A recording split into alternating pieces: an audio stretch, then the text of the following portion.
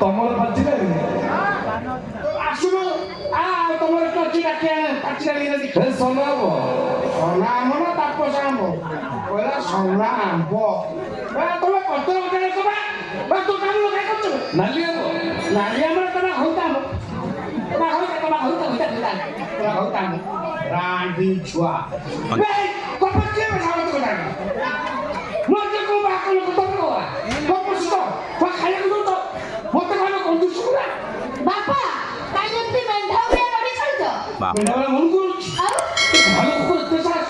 ମୋତେ କେବେ କଞ୍ଜୁସ ପୁରା ଝିଅକୁ ବାହା କରୁନୁ ଗାଁ ଲୋକ କହିଲେ ହଁ ଗାଁ ଲୋକ କଣ ଭୁଲ କଥା କହିଲେ କି ଆଉ ଠିକ କଥା କହିଲେ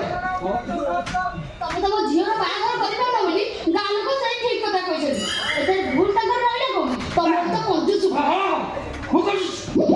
ତୁ ଝିଅକୁ ବାହା କରୁଛୁ ଅଭ୍ୟାସ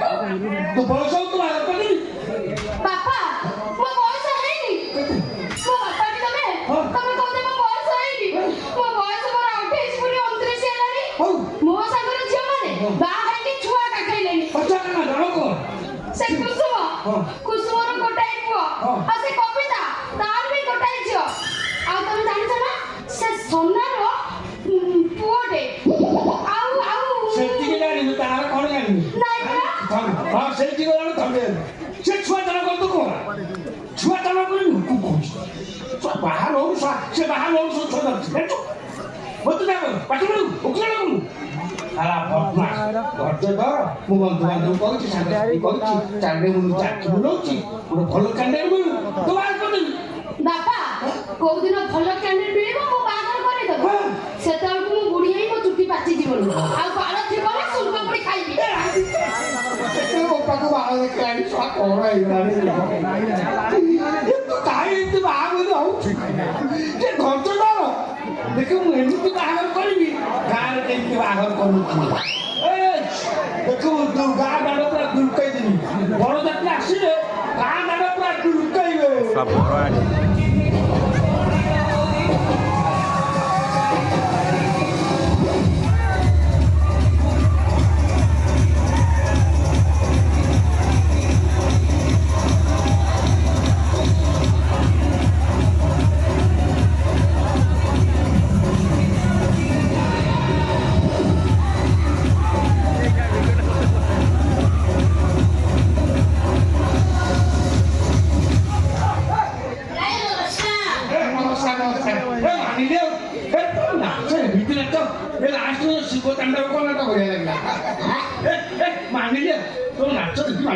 अच्छा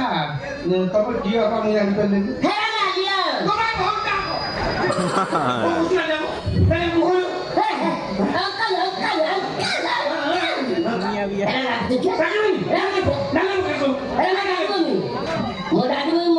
नालिया नालिया को छोड़ हे गांव पिलाने मैं तो खुशी ले डालती नालिया करे राजी जाऊ तो तब ना नालिया मो अच्छा बापा मोबाइल रो किछ काम अछि हे मो सुनिली हे तुम झियो बाहर करे को दिबो हां एटा ठीक कथा ले मु तो बापा तुमके कथा कहिनी गांव पिलाने सब छाड़ता हो तमे ठीक कथा सुनिछ मो बापा नो मो बाहर करि दउनी करे तुम साला बदमाश करे तुम से कोन कैंडिडेट खोजुची हाई स्टेटस कैंडिडेट जो मैं बाहर कर देली हे अंकल एरा की स्टेटस हाई स्टेटस हेरा अछि गुड हेरा मुनि ते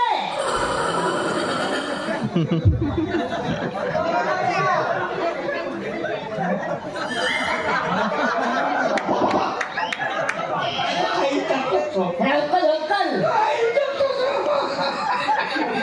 अरे इने के कुछ